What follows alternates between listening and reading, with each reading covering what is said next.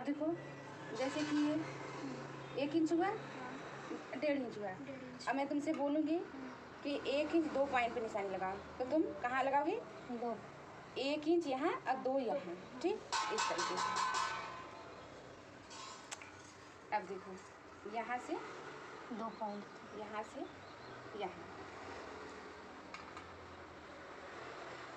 ठीक। अब मैं कहूँगी कि 1 इंच और 4 पॉइंट है, मतलब 1.5 इंच पे निशानी लगाओ, तो तुम यहाँ से लगाओगी, ठीक। मतलब 1.5 इंच बोलेंगे तो एक से मतलब 1 इंच 1 इंच 4 पॉइंट, हाँ। और 2 इंच बोलूँगी तो पूरा बड़ी लाइन तक, मतलब 2 के सामने जो बड़ी लाइन है वो ये हुई, ठीक। ये हो गया आधा इंच, ये हो गया 1.5 इंच, ये हो गया 1 इंच।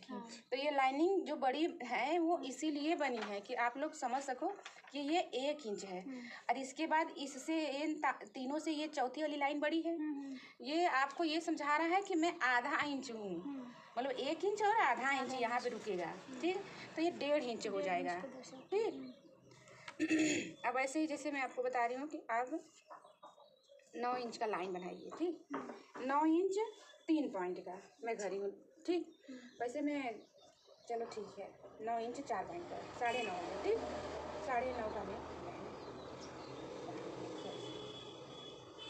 ठीक, ऐसे ये हो गया। अब 9.5 मैं यहाँ से भी लूँगी, ये देखो 9 इंच 4 पॉइंट पे, यहाँ पर भी, यहाँ पकड़ो जरा, तो यहाँ पे निशान लगाई, ठीक। 9.5 हो गया।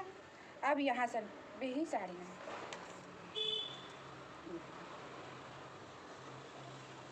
तिरछा सीधा करो, हाँ। और ऐसे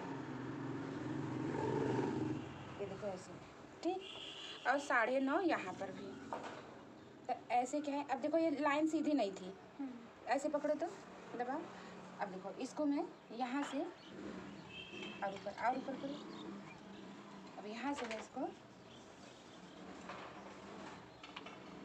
यहाँ तक करें, तो 9.5 में यहाँ 1 पॉइंट देखो कम है, यहाँ पे देखो, तो मतलब लाइन सीधी नहीं है, तो यहाँ से मैं इसको सीधी लाइन,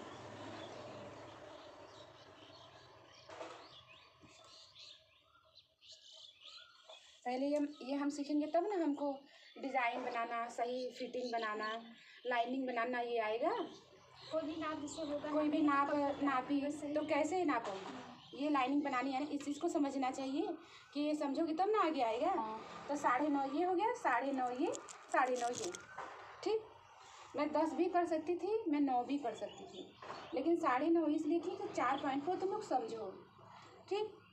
तो इस तरीके से चलो खुद स्क्वायर ऐसे बनाओ, यहाँ पे 8 इंच का ऐसे चौकोर बनाओ।